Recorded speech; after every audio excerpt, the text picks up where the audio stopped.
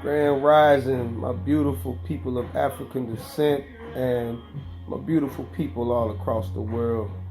This morning, I think I've experienced a revelation in my mentality, the way that I think, and the way that I approach business. And I realized something that's really common sense that I should have figured out a long time ago. So I want to share it with you guys.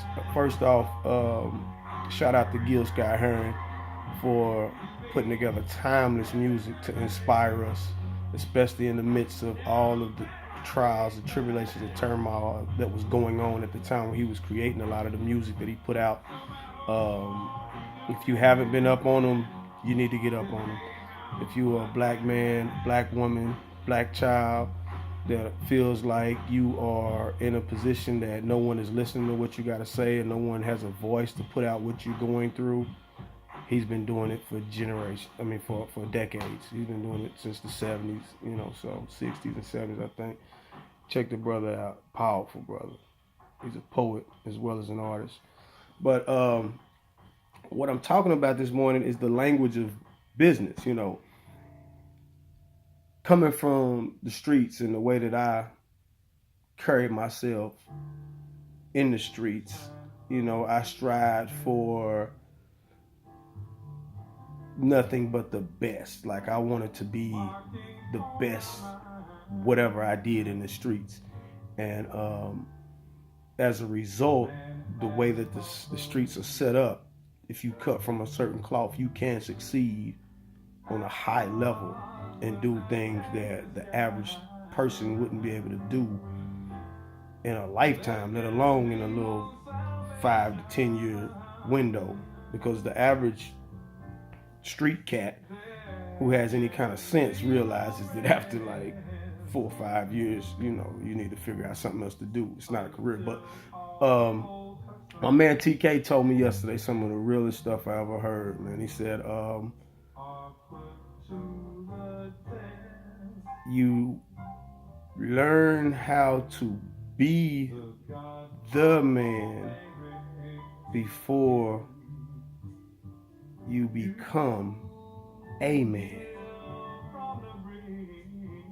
We learned how to be the man before we became a man.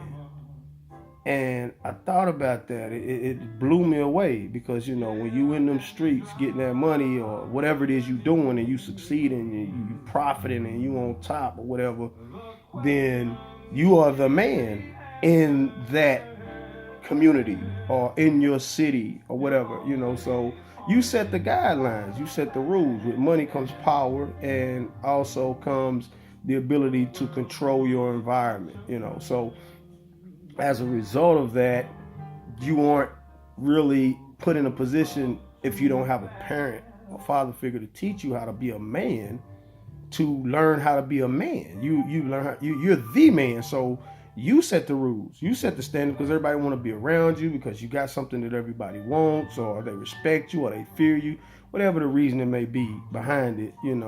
That is how you get your status. And that's any hood, any ghetto, any set, any street in impoverished black community worldwide. Not just America, that's in the UK, that's anywhere and everywhere. It's just the standard that we set because of our goals, and our ceilings are so low. We just let the drug dealer be the pinnacle of success in the hood or whatever, or the gangbanger or the robber or the whatever, the thug or whatever. So And as a result of that, you become the man before you become a man.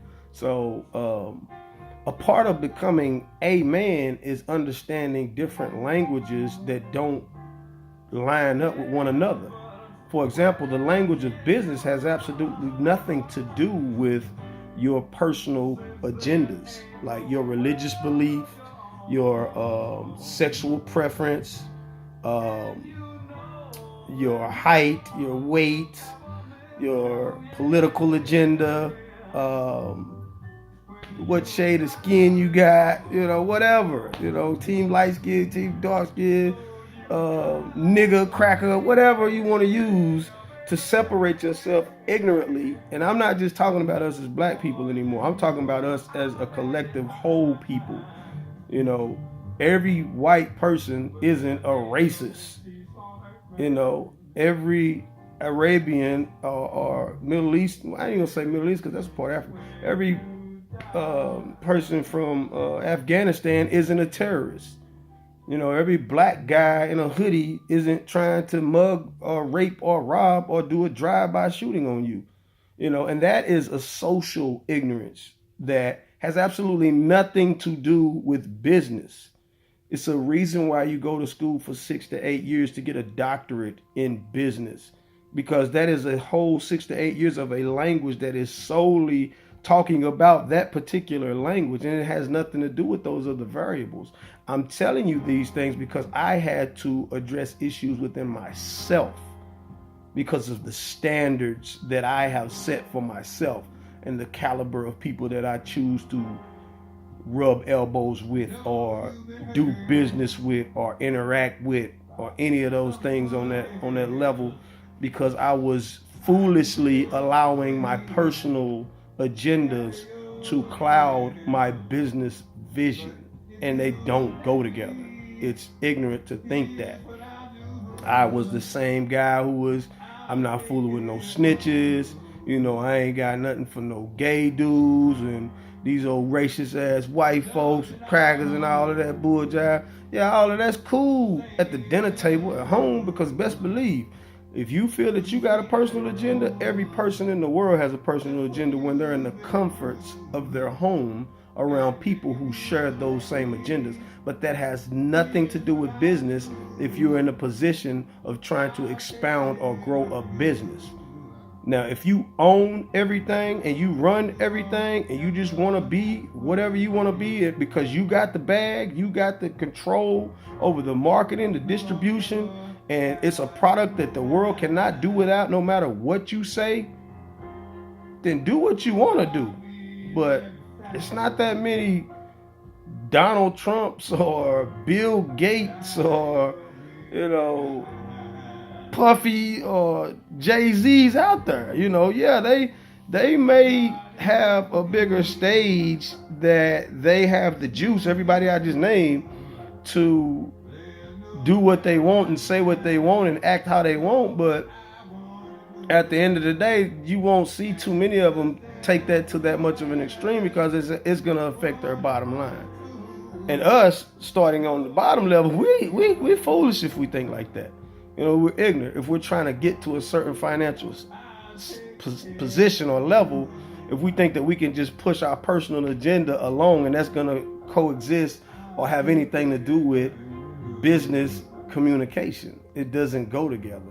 Because a good businessman does business with a man, a woman, a boy, a girl, a white man, a black man, an Asian man, a Jewish man, a gay man, a straight man, a racist man, all lives, Black Lives Matter, man. It doesn't matter, because at the end of the day, two people, no matter what their background consists of, are trying to come to an agreement so that they can set up an arrangement where both parties are comfortable with the situation that they're going to create, to where they both can financially profit from this merger. And it has nothing to do with religion. It has nothing to do with sex. It has nothing to do with any social agenda. Social agendas have a place. Social media. That's why they created social media, so that you can have a platform to speak on nothing but social issues. And you can sprinkle in some positive business stuff. You can sprinkle in some encouraging words and thought. But at the end of the day, social media's purpose is start with the first word, social. It's a social thing. All right? It's a good way to promote a business. You can actually grow a business on social media because enough people are paying attention to you. But you can't limit yourself to who you're trying to put your business in front of. You know, if you do, then you're going to minimize your opportunity for profit. And that's all business is, 101. You know, profits and losses, supply and demand, gains and wins and losses. You know, what are you in it for if you're in it just to push an agenda that has nothing to do with the bottom dollar, which only has one color, and that's green. And if you ain't about your money, then you wasting time thinking that your personal business got anything to do with this money. It's not rocket science.